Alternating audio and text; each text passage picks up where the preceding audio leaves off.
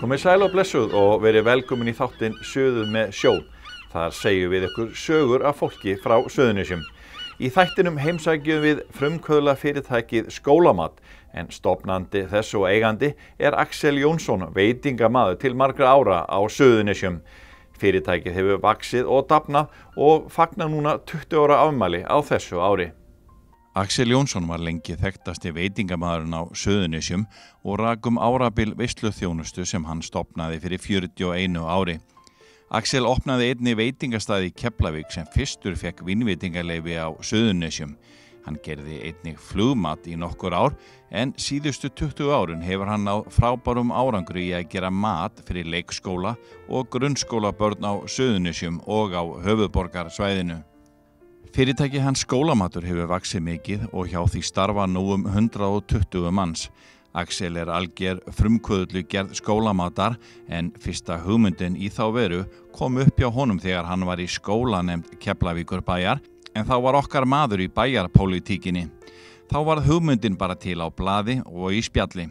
Það var svo í raun fyrir tilviljun að nokkrum árum síðar hafði Magnús Gunnarsson, þáverandi bæjarstjóri í Hafnarfirði, samband við hann og spurði hvort hann gæti ekki elda skólamat fyrir Hafnfirðinga. Þá það á vormánuðum 99 sem að Magnús Gunnarsson í Hafnarfirði, skólabróðir minn, bæjarstjóri, hringir í mig og biður hvort ég get ekki reddað sér mat í 5 leikskóla. Þarna verður hugmyndin til og þarna byrja ég. Og ég og Villi vinur minn sem var kokkur hjá mér, við bara byrjum 2, elda fyrir 5 leikskóla í Hafnarfirði. Við mættum klukkan 7, elduðum matinn, keyrðum hann í bæinn, vöskuðum upp og komum heim. Þannig byrjaði þetta ævintýri og svo bara óx þetta smátt og smátt, kom bara smátt og smátt. Þangað til í dag þetta orðin 50 skólar og 12.001 matur fór út í gær 10. september. Axel, þarna ertu í rauninni að verða alvöru frumkvöðull á þessum árum. Þú ert að fara að gera eitthvað splungu nýtt á Íslandi. Já, það má segja það. Með skólamatinn. Veistu það, að hugmyndin að skólamat var 10 ára gömul þarna, því 1990 þá ég í pólitíkinni og þá var verið að einsetja skóla, það að segja gera skóla heildstæða sem kallað var. Komst í skólan og varst í skólan og það klófust heim.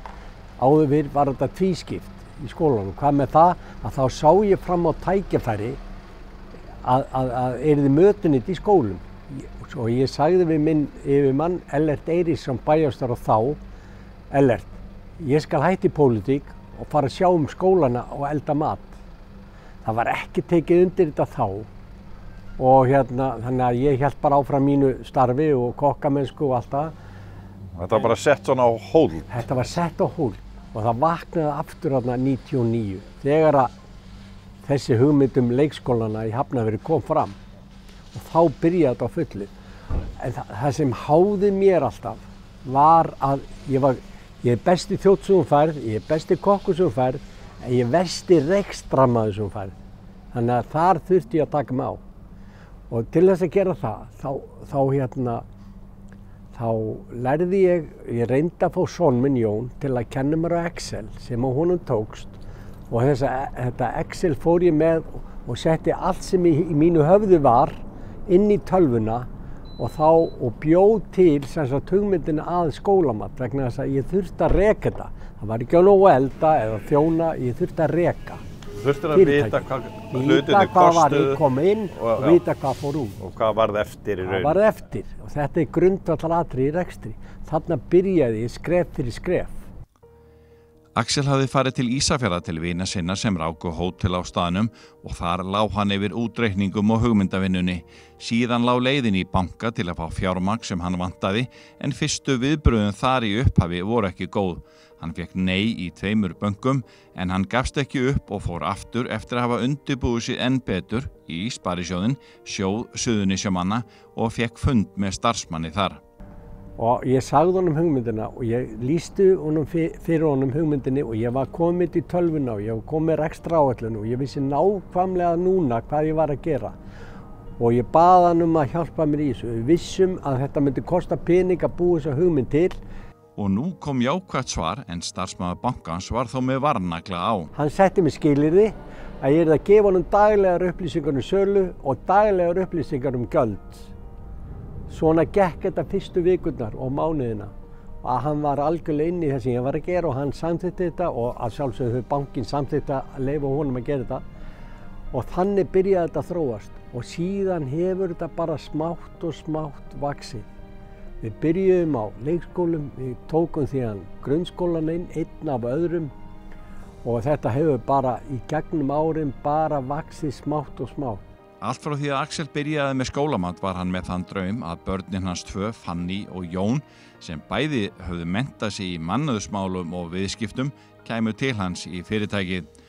Þau hins vegar ætluðu sig hvorugt að vinna hjá föður sínum, en það átti þó eftir að breytast þegar dóttirinn Fanný kom til starfa árið 2005 og Jón nokkrum árum síðar.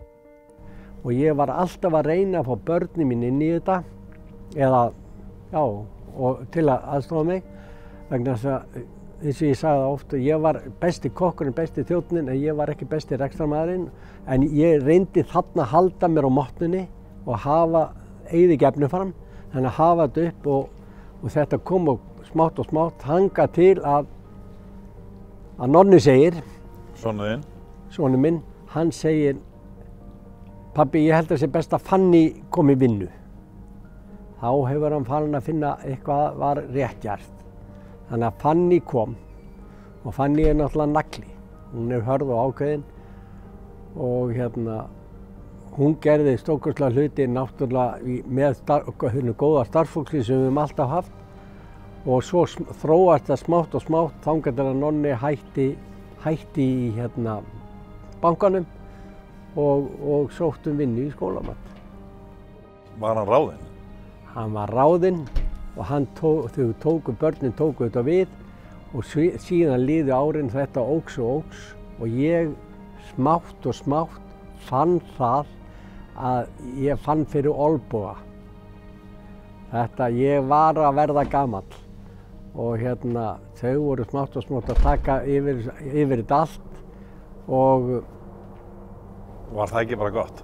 Það var náttúrulega það besta, það er stærsti lottóvinningu sem ég hef fengið á ævinni að börnin skyldi taka við þessu vegna þess að þetta er allt öðru vísi í dag, allt öðru þessi hugsun, þetta er nútíminn, það er allt öðru þessi matseðill, það er allt annað að reka fyrirtæki í dag en var í den. Þannig að í dag er þetta bara stórkostlegt. Og lykillinn af þessu er hið góða fólk sem er bæði starfa núna og það sem hefur starfað áður með mér í gegnum tíðina, hvernig það hefur tekið þátt í þróunni. Þetta er þróunarstarf, þetta er hugmyndastarf og þetta er ekki sama hvernig þetta er og það er lykillinn af þessu líka að geta selt matinn til barnanna því verði sem við erum að gera í dag. Það segi ég, það er svona, ég líki börnunum mínum og fólkinu við listamenn. Þetta er list að geta þetta gert, þetta er lengri tíma á þess að illa fari. En hver er lykillinn á baku það að gera góðan hollan mat fyrir skólakrakka? Sko, það er bara einfaldleikinn. Það er að hafa þetta einfalt. Börn eru svo, segja alltaf satt. Við vorum það var kannski bara sem dæmi, þá vorum við með kannski hakka buff með hrásalati. Það bara gekk ekki upp. Hrásalat, þau vilja ekki hrásalat. Þau vilja papriku, þau vilja æsberg, þau vilja tómata, þau vilja gúrkur. En þau vilja þetta allt í sittkuru lagi og fá að blanda þetta sjálf. Þannig er það. Þannig höfum við lært á börnin í gegnum árin. Hvað vilja þau? Við höfum alltaf tekið út það sem þau ekki vilja. Og til dæmis núna í seinni árin, síðustu 2 ár, þá vorum við með 2 réttað í hverju máltíð. Það er að segja, við erum með soðinn fisk og kannski soðinn lax. Af því það, bara prófa viljaði lax, þá vorum við með svona pröfurétti og nú er komið veganréttir. Þannig að við höfum þróað rétt 2, hefur verið svona tilraunaréttur inn í til að vita hvað þau vilja og verið ekki og síðan núna til dæmis getum við haft eingöngu lax vegna þess að við erum búin að þróa þau vilja þetta. Það þarf að prófa þetta til þess að og gera tilraun á því. Á matseðli hvers dags alltaf 2 réttir í boði þar sem annar þeirra alltaf dýra afurðalaus. Þróun með grænmeti og ávexti hefur verið lengi í gangi en á meðlætisbarnum boðið upp á 4 tegundir af grænmeti og 2 af ávöxtum og þetta kunna ungmennin vel að meta og að geta sett sjálf á diskinn, aðalréttin og meðlæti sem þau vilja. Axel og hans fólk hafa allatíð lagt mikla áherslu á að bjóða upp á góðan og hollan mat og hvika aldrei frá gæðunum. Við höfum frá upphafi, frá alveg árið 2000 hefur við verið með næringafræðing í starfi til að útfæra alla þessa næring og útreikninga og uppfylla þær kröfur sem á okkur lagt. Þannig að í dag það salatbar, það ávextir og það hollusta í sambandi við matinn og þetta aukaefni, við þurfum ekki aukaefni í mat til að halda matnum til geyman til lengri tíma. Birgjarnir okkar hafa unnið með okkur í því að taka þetta allt saman út vegna þess að við erum ekki að geyma matinn, við bara eldum hann, fáum hann og eldum hann og gefum hann. Þannig að allt þetta verið að hugsa hverjum einasta degi og þróa matseðla og þróun hans unnið mjög mikið að. Og þið eru líka með, sérfæði fyrir krakkana? Við erum með sérfæði og við erum með sérfæði eldhús, sérstakt eldhús sem sér bara sérfæði, sem að eldar bara, ég held að 300-400 matar á hverjum einasta degi af þessum fjölda sem bara sérfæði og það verður að halda mjög vel utan það vegna þess að það fólk sem með geróþol og óþol, alls konar óþol og það gert samkvæmt læknisvottorði og unnið eftir því en þannig að það haldið utan það alveg á fullu.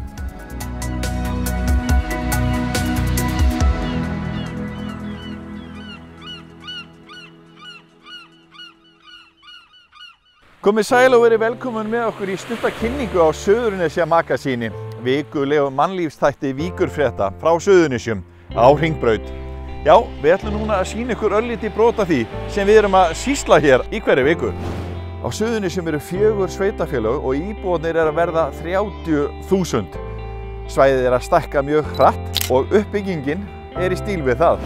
Ný hverfi hafa risið og eru enn að rísa og við fylgjumst vel með fasteignamarkaðinum. Já, og eðlilega förum við oft á flug í Suðurnesja Magasíni. Við montum okkur nú oft að því að hér sé vagga tónlistarinnar. Allavega pop tónlistarinnar. Já, við mætum oft með myndavélarnar þar sem fólk í íþróttum, almenningssporti, heilsueflingu. Fólkið á Suðurnesjum að hreyfa sig.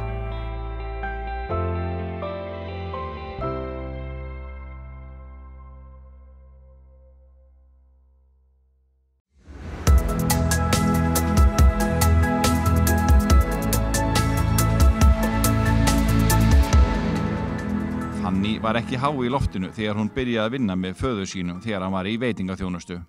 Og ég byrjaði bara smástelpa og ég stóð upp á kassa og var í uppvaskinu og svona hjálpa til þar sem ég gat og kannski mömmu vanta pössun eða eitthvað, ég veit ekki af hverju þetta byrjaði þannig en þetta var rosa gaman.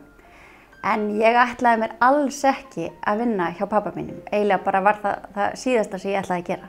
Ég fór í viðskiptafræði og ég ætlaði mér einhverja aðra drauma heldur en þetta. En mannauðsmálin voru og starfsmannamálin voru alltaf svona það sem ég hafði mestan áhuga á.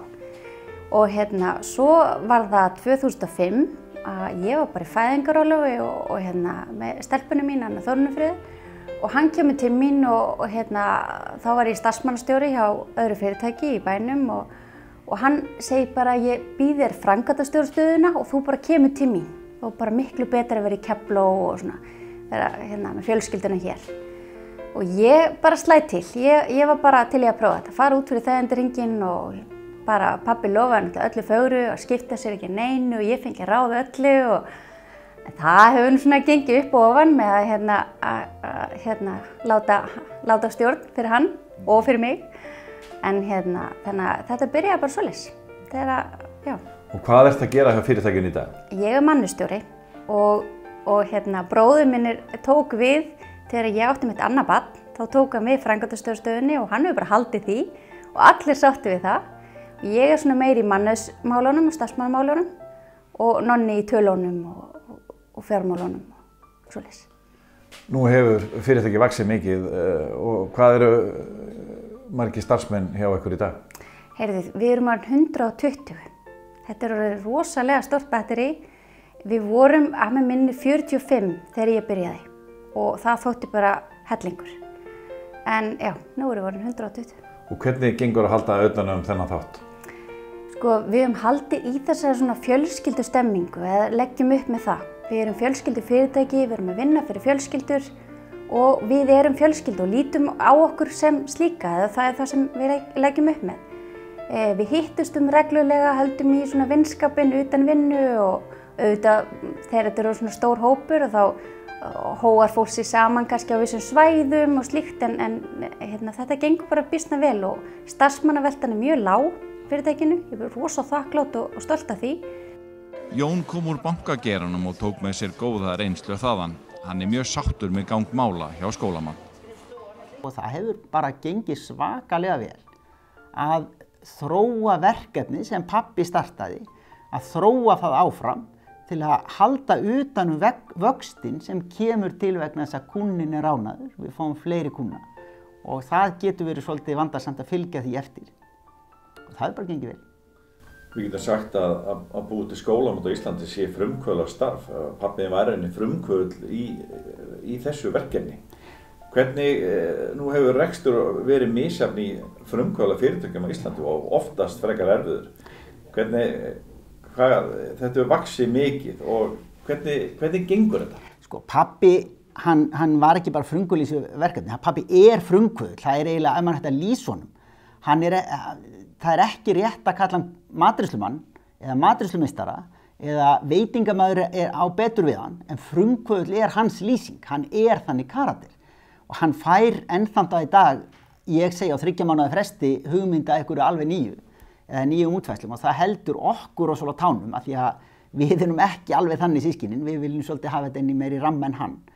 En það frumkvöðl, hann þarf með sér gott fólk eins og við þurfum öll. Sá sem er inn í rammanum, hann gerir ekkert nýtt kannski, en sá sem er alltaf að gera eitthvað nýtt, hann er ekki alveg alltaf á beinubrautinni og það er það sem okkur hefur tekist að vinna saman, bæði þrjú en líka með okkar góða starfsfólki og stjórnendum, að bæta hvert annað upp og það er lykillinn, ég myndi segja að vera 2 lykilþættir í því að hafa breytt þessu úr hugmynd í framkvæmd í fyrirtæki sem að fungerar.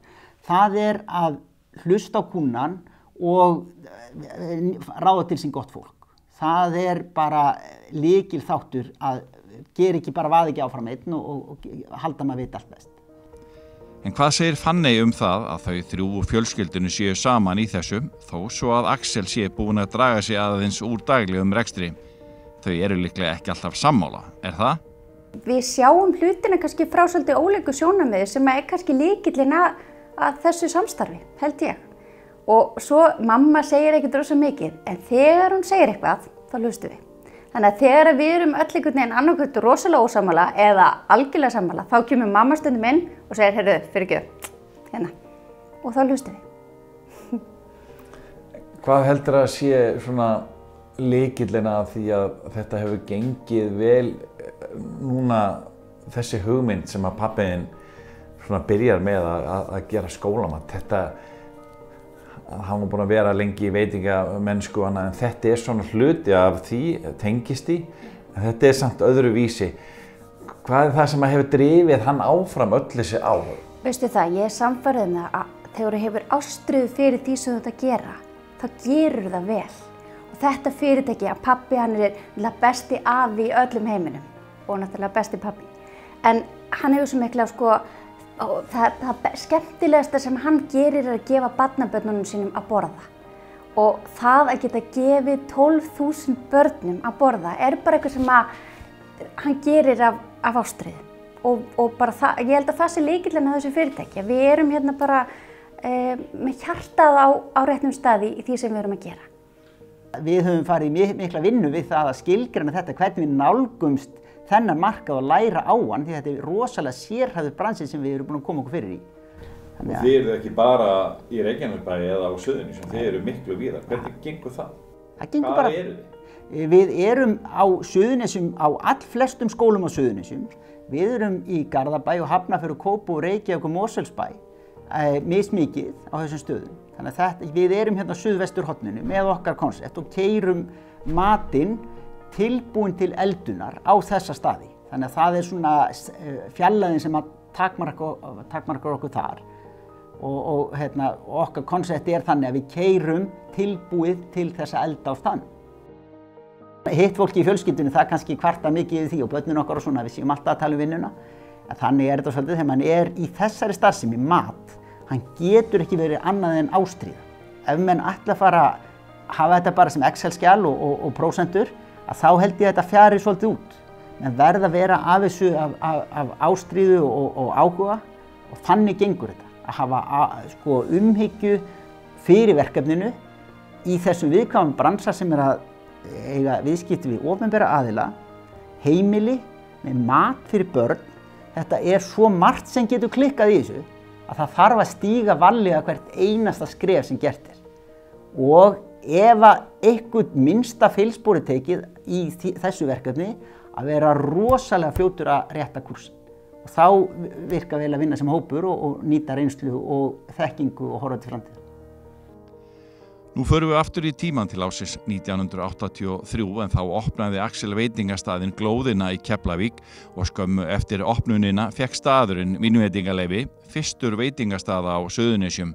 Axel rifja strax upp skemmtilega sögu þegar við spyrjum hann út í nýja tíma í veitingaþjónustu á Suðurnesjum.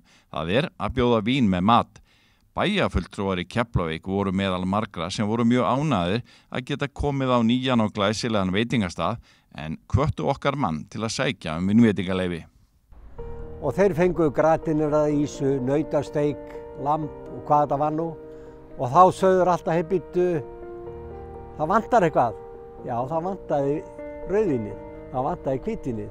Og það hefðu margir áður sótt vinveitingaleyfi og enginn fengið. Og þeir sögðu við mig, þetta gengur ekki, við verðum að fá hvítvín með fiskinum. Já, það er bara svona, það er nú erfitt að fá vinveitingaleyfi. Og þeir sögðu, skrifaðu bréf til bæjarins, vittu hvort þú færð ekki við leyfi. Og ég gerði það. Og þar með var... Og það gekk í gegn? Það gekk í gegn og við fengum vinveitingaleyfi og allir voru sáttir. En það sem einkenndi staðinn í uppvægi var það að fólk var hálf svona... ekki segja skammaði sín, en það vildi helst ekki láta aðra sjá það væri að fara út og borða. Svona var bara hugsunin þá. Það tók tíma, þessi menning, matamenning var bara ekki komin. Hún kom smátt og smátt. Og það má geta þess að þegar ég opnaði 83 þá var kaninn náttúrulega á fullu upp á velli. Já, þó Suðurnesjamenn væru ekki vanir að fara mikið út að borða á veitingastöðum, þá var ekki sömu sögu að segja af bandarískum varnarliðsmönnum. Þeir fjölmenntu á Glóðina og mættu klukkan 5 síðdegis í kvöldmat. Þeir voru á fullu að borða hérna til klukkan 7, þeir borðuðu yfirleitt snemma og eftir 7 komu Íslendingarnir. Þannig að þeir voru að koma á öðrum tíma sem var gott fyrir veitingastæði. Já, og það var rosalega mikið að gera á þessum stað. Þetta var náttúrulega opið 7 daga vikunar og til 11:30 eða 11:30 á kvöldin. Þetta var mikið. Síðan aðeins seinna opnuðum við bar hérna uppi á Glóðinni. Og þar var líka dansleikir og ásatíðar sem var mjög gaman.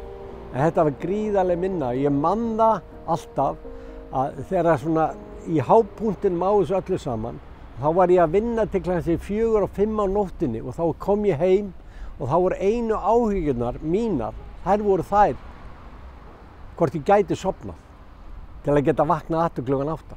Orðspor Axels og Glóðarinnar spurðist út og skömmu síðar kom óvænt ósk inn á borð til hans. Hvort hann geti útbúið mat í flugvélar Atlanta sem að flugu fyrir ferðaskrifstofuna Samvinnuferðir á þeim tíma. Axel og kokkarnir hans stukku í verkefni sem varði í nokkur ár og þeir fóru meðal annars í langar ferðir til Bahamas, Kúbu og fleiri staða en þeir gerðu meira en að útbúa flugmatinn. Við vorum ekki bara að elda flugmat, við elduðum flugmat og við fórum í flugvélina fram og tilbaka, hugsið ykkur. Og þetta var gríðarleg vinna en bara einhvern veginn fann ekki fyrir þessu. Við vorum kokkagalla í flugvélinni, serveruðum fólkið og þetta vakti athygli og ég man að vinsælsti rétturinn hjá okkur í flugmatnum. Það var fyllt lambafille með brúnni sósu piparsós og ykkur flottu. Þetta var svo góður mat og það voru forréttur og þetta eitthvað sem þetta ógleymanlegt. Varst þú að þjóna í flugvélunum? Við vorum að þjóna í flugvélunum, bárum þetta borð. Það eru breytti tímar með flugmat? Það eru breytti tímar með flugmat og Saknar þess að Ég sakna þess að fá ekki, flugmatur er ekki bara flugmatur eins og ég segi alltaf. Matur er ekki bara matur, það er svo margt á undan. Það er afþreyingi, þú ert að fljúga í 2-3 tíma, að fá morgunmatinn og eyða þarna klukkutíma í að borða. Þú ert að smyrja rúnstykki, setja salt og pipar, þú ert að dunda við þetta. Þetta er afþreying, þetta er eitthvað sem mann langar að gera. Ég sakna þess, burtséð frá matnum. Þetta er stór hluti af ferðinni. En aftur að skólamatnum, við kíktum með Axel í Gerðaskóla í Suðurnesjabæ og hittum nokkra hressa nemendur í hádeginu sem voru að fá sér að borða. Hvað er best þegar við erum að tala um grjónagraut, soðufisk, steiktarfisk og svo framvegis? Með grjónagrautur. Grjónagrautur. Og fisk.